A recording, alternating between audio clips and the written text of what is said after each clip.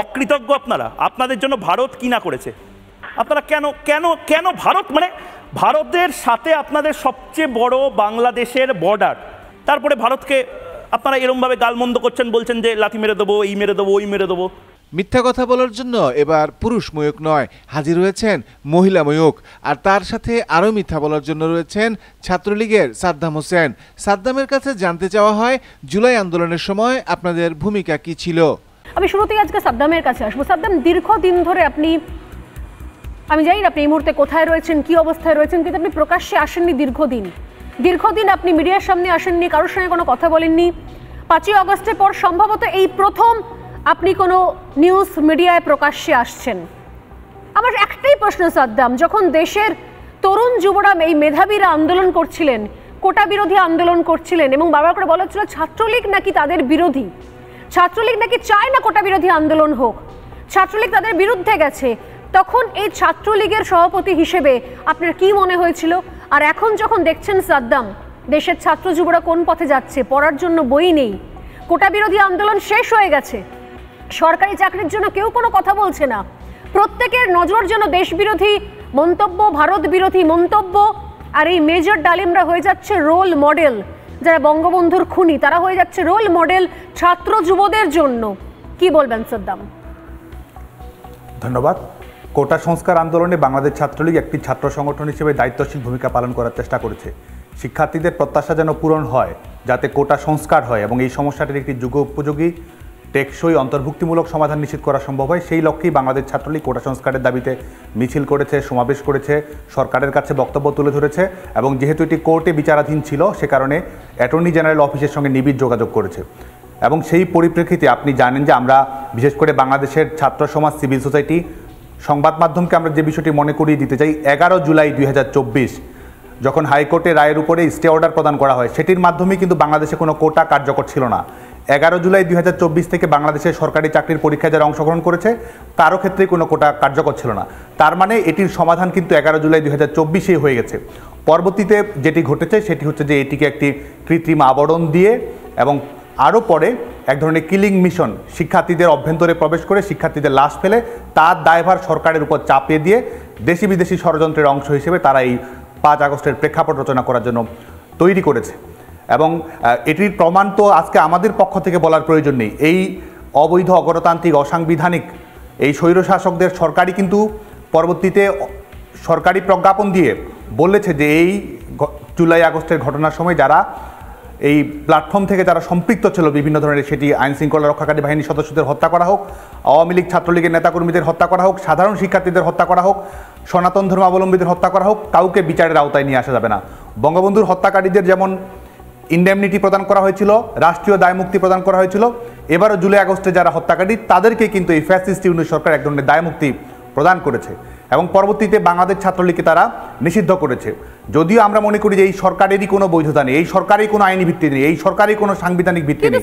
এই মিথ্যার জুরি এখানেই শেষ নয়। সার্জিস আলমের ভারত বিদ্বেষী বক্তব্য ও ছাত্রলীগকে বারবার কাঠগড়ায় দাঁড় করানো নিয়ে জানতে চাইলে সাদ্দাম হোসেন বলেন, একটু ইন্টারফেয়ার করছে, কিন্তু এই মুহূর্তে যারা রয়েছেন বিশেষত উপদেষ্টা পদে, এমনকি সার্জিস আলম একসঙ্গে আপনার সঙ্গেই ছাত্রলীগ করে এসছে, আওয়ামী লীগের যুব সংগঠন সার্জিস আলম, সে তার পর্যন্ত বক্তব্য হচ্ছে ভারত বিদ্বেষী মন্তব্য, এবং একই সঙ্গে তিনি পর্যন্ত আওয়ামী লীগ ছাত্রলীগকে বারবার কাঠগড়ায় তুলেছেন এবং ছাত্রলীগ সম্পর্কে বক্তব্য একটা, ছাত্রলীগ চূড়ান্ত স্বৈরাচারী একটা দল হিসেবে চালিয়েছে, ক্ষমতার অপব্যবহার করেছে, ছাত্রলীগরা যা খুশি তাই করেছে, ছাত্রলীগের ছাত্র যুবরা, এবং তারা বাংলাদেশে বাকি যারা কোটা বিরোধী আন্দোলনে নেমেছিলেন তাদেরকে কোনোভাবে তাদের পাশে দাঁড়ায়নি, তাদেরকে সাপোর্ট করেনি। কি বলবেন এ বিষয়ে?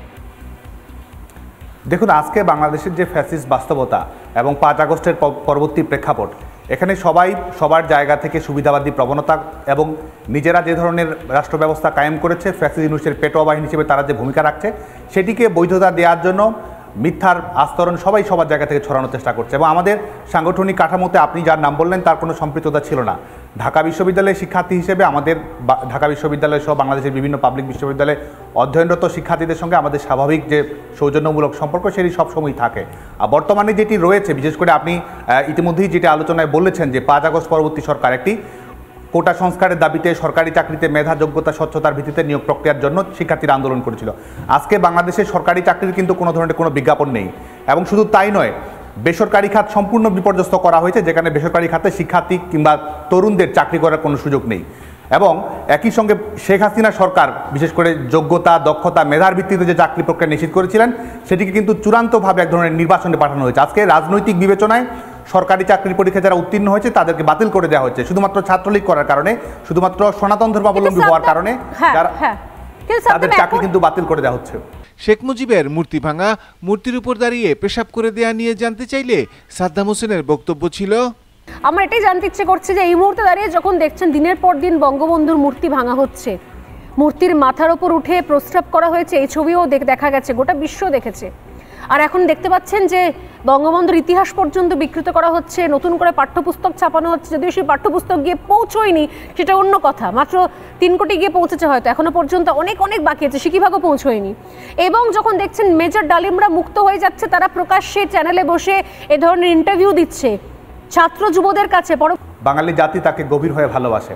আজকে যারা বঙ্গবন্ধুর ভাস্কর্য ধানমন্ডি 32 নম্বরে আক্রমণ করেছে, তারা আমাদের স্বাধীনতা বিরোধী মৌলবাদী শক্তির প্রেতাত্মাদের অংশীদার হিসেবে এই কর্মকাণ্ডগুলো পরিচালনা করছে। এবং পাঠ্যপুস্তক, এই সরকার এমন একটি সরকার, শেখ হাসিনা সরকার টানা 15 বছর 400 কোটি বই উপহার দিয়েছে, বছরের প্রথম দিনে বই উৎসব করেছে। আজকে এই সরকার এই জানুয়ারি মাসে এসেও নতুন শিক্ষার্থীরা, ছোট ছোট বাচ্চারা, তারা কিন্তু কোনো ধরনের বই পাচ্ছে না।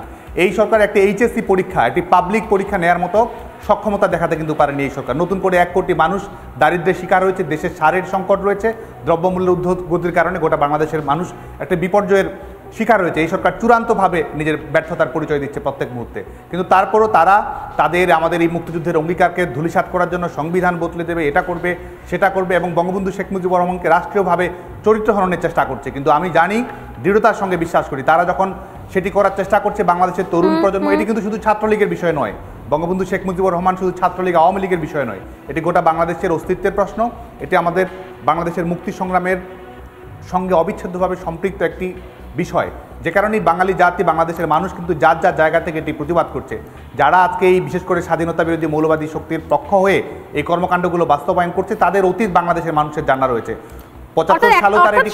আপনি বলতে চাইছেন যে বাংলাদেশের মানুষের যা কথা, বাংলাদেশের সাধারণ মানুষের যা মানসিকতা বা যা মানসিক অবস্থা, সেইটা এই কয়েকজন বিএনপি জামাতি নেতার কথার মাঝখানে স্পষ্ট হচ্ছে না। মানে বাংলাদেশের মানুষরা ভাবছে, আর এই বিএনপি নেতারা যারা সামনে এসে যা খুশি তাই বলছে, এই তারেক রহমান, সার্জিস আলম থেকে শুরু করে মোহাম্মদ ইউনূস কখনো বলছেন যুদ্ধ হবে, প্রিপারেশন নাও, বা বিএনপি নেতারা মির্জা ফখরুলরা যা বলছেন, সেটা বাংলাদেশের মানুষের কথা নয়। বাংলাদেশের মানুষকে তো কোনো ধরনের কথা বলার সুযোগ পর্যন্ত রাখা হয়নি। বাংলাদেশ তো সত্যিকার অর্থে এখন এক ধরনের ফ্যাসিস্ট রিপাবলিকে পরিণত হয়েছে। মত প্রকাশের স্বাধীনতা, সংগঠন করার স্বাধীনতা, সমাবেশ করার স্বাধীনতা কোনো কিছু নেই, এবং সংবাদ মাধ্যমের স্বাধীনতা সেটি সম্পূর্ণভাবে আজকে নির্বাচনে পাঠানো হয়েছে। আজকে টেলিভিশনে, পত্রপত্রিকা, ইলেকট্রনিক মিডিয়া, প্রিন্ট মিডিয়ায় কী বলা হবে এটি সরকার নির্ধারণ করে দেওয়া হচ্ছে। সাংবাদিকদের কোনো ধরনের স্বাধীনতা নেই, কোনো ধরনের তদন্ত করার স্বাধীনতা নেই, কোনো ধরনের পত্রিকায় রিপোর্টিং করার স্বাধীনতা নেই, পত্রিকায় কী বলা হবে না বলা হবে এটি এক ধরনের নির্বাহী বিভাগ থেকে নির্ধারণ করে দেওয়া হচ্ছে। শুধুমাত্র সংবাদ মাধ্যম নয়, আজকে বিচার বিভাগ এক ধরনের নির্বাহী বিভাগের এক্সটেনশনে পরিণত হয়েছে। গোটা বাংলাদেশের মানুষকে ভয়ের রাজত্ব, ত্রাসের রাজত্বের মধ্যে নিয়ে যাওয়া হয়েছে। শুধুমাত্র জয় বাংলা বলার অপরাধে আজকে বাংলাদেশের মানুষকে হত্যাকাণ্ডের শিকার হতে হচ্ছে। আমাদের শিক্ষক, আমাদের সিভিল সোসাইটির যারা মানুষ রয়েছেন, গোটা বাংলাদেশের মানুষকে আজকে এক ধরনের মুখ স্তব্ধ করে দেওয়া হয়েছে।